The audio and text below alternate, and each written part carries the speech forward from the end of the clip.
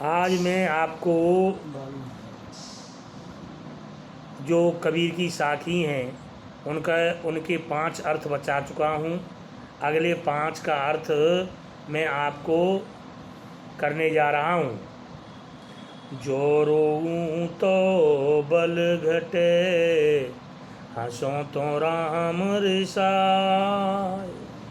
मन ही माहि विसूरणा, ज्यों गुण का ठहीं खाय। पीरा ज्यों गुण का ठहीं खाय। अगर रोता हूँ तो बल घटता है। जो रोऊं तो बल घटे, जो रोता हूँ तो बल घटता है, शक्ति क्षीण होती है। और हंसता हूँ तो ईश्वर नाराज होता है। ऐसी मेरी स्थिति ऐसी हो गई है, जब से मैंने ईश्वर को विसारा है, जब से मैंने ईश्वर का नाम नहीं लिया है, तब से मेरे अंदर ऐसी स्थिति हो गई है जैसे घुन अंदर ही अंदर काट को खा जाता है। पर्वत पर्वत में फिरा, नैन गंवाए रोय। सो ब्यूटी पाऊँ नहीं, जाते जीवन होय। कबीरा जाते जीवन होय। पर्वत पर्वत में फिरा, उसको देखने के लिए, ये ईश्वर के प्रति निष्ठा प्रेम दिखाया है कबीर ने। नैन गंवाए रोय, रो रो करके मैंने अपने नेत्र भी गंवा दिए। ऐसी बूटी मुझको प्राप्त नहीं होती है जिससे मेरा जीवन सफल हो जाए। यहाँ पर ईश्वर के प्रति मिलन की उत्कंठा कबीर जी के मन में बड़ी तीव्र है। पर्वत पर्वत में फिरा, नैन गंवाए रोय। पर्वत पर्वत में फिरा, और पर्वत पर्वत में फिरा का मतलब है जगह जगह मैंने देखने का प्रयास किया, और ऐसे में मैंने अपने नेत्र भी गंवा दिए। वह बूटी अर्थात वह उसे ईश्वर की प्राप्ति नहीं होती है जिससे मेरा जीवन सफल हो जाए। आया था संसार में देखन को बहु रूप, कहें कबीरा संत हो, पड़ गया नजरे अनूप। कबीरा पड़ गया नजरे अनूप। कबीर ने अपनी सैकड़ों साखियों में ईश्वर के प्रति उत्कट वेदना को, उनके परमात्मा के मिलन के लिए अपनी आत्मा को रोता हुआ दिखाया है। और सैकड़ों साखी में उन्होंने ये भी दिखाया है कि मुझे ईश्वर के दर्शन हुए। यही संत जो हैं, संत कबीर के बारे में कहा जाता है कि इन्होंने जो है साक्षात ईश्वर के दर्शन किए थे। इसमें वही रूप दिखाया है कि मैं संसार में आया तो था सांसारिकता देखने के लिए, इसकी चटक भटक को देखने के लिए आया था, इसके आकर्षण को देखने के लिए आया था। लेकिन आगे चल कर के मेरे अंदर ऐसी सद्बुद्धि जागी कि मुझे ईश्वर का अनुपम स्वरूप देखने को प्राप्त हो गया। कहें कबीरा संत हो। आगे चल कर के संत किसे कहते हैं?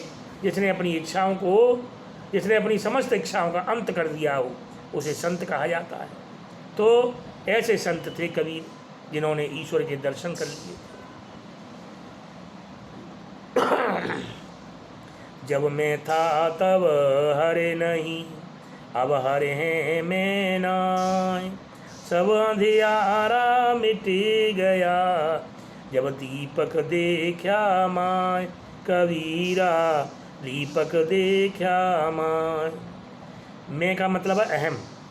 जब मेरे अंदर अहम था, अहंकार था, तब तक ईश्वर नहीं था। हरे नहीं, ईश्वर। अब हरे हैं मैं नाय, अब मेरे अंदर ईश्वर है तो घमंड दूर चला गया, अभिमान दूर हो गया, अहंकार दूर हो गया। अहंकार और ईश्वर साथ साथ में नहीं चल सकते।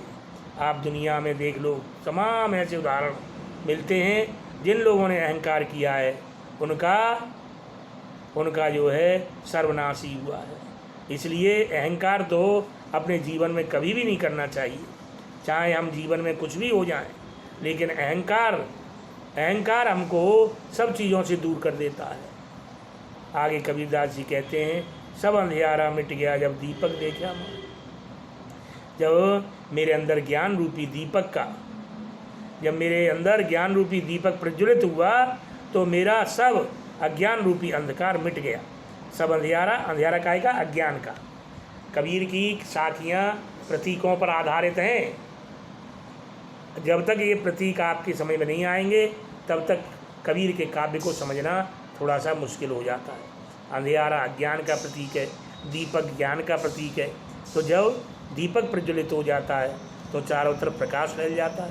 प्रकाश ज्ञान का, अंधियारा अज्ञान का मिट गया। तन को जोगी सब करें, मन को बिरला को,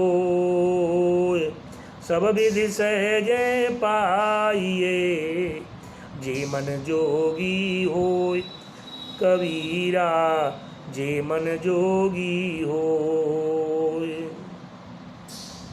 हमने देखा है लोग जो हैं तन से तो योगी हो जाते हैं, गेरुआ वस्त्र धारण कर लेते हैं, लंबे लंबे बाल रख लेते हैं, तिलक लगा लेते हैं, छापा लगा लेते हैं, लेकिन मन से कोई बिरला ही जोगी होता है। और ऐसे बिरले लोगों को ईश्वर के दर्शन होते हैं। जो लोग बाहरी आडंबर करके दिखाने की कोशिश करते हैं, आप देखते हैं हमारे समाज में ऐसे बहुत से ढोंगी बाबा हैं जो ऊपर से तो ऐसा दिखाते हैं जैसे पता नहीं कितने मजे हुए संत हैं, लेकिन अंदर से बिल्कुल खोखले पाखंडी। ऐसे लोगों से हमको दूर रहना चाहिए। और यहीं पर कबीरदास जी कहना चाहते हैं कि तन को तो योगी सब कर लेते हैं, लेकिन मन को योगी कोई नहीं कर पाता है। अगर आदमी मन को योगी कर ले, मन बड़ा चंचल होता है, मन अगर आपने बस में कर लिया तो आप सभी प्रकार से ईश्वर के दर्शन कर सकते हैं। मन बड़ा चंचल, मन की सबसे ज़्यादा स्पीड होती है। अगर इसको आपने लगाम लगा दी तो ईश्वर के दर्शन करना बड़ा सुलभ हो जाता है, सहज हो जाता है। यही भाव जो है कबीरदास जी ने यहाँ दिखाने का प्रयास किया। अतः बच्चों, आप मैं कहना चाहता हूँ इन पहले पाँच का अर्थ मैंने बता दिया आपका, और आज 5 साखियों का अर्थ बताया। इसको कॉपी में करिए और सुंदर हैंडराइटिंग में अपने लिटरेचर वाले भाग में पूर्ण कीजिए।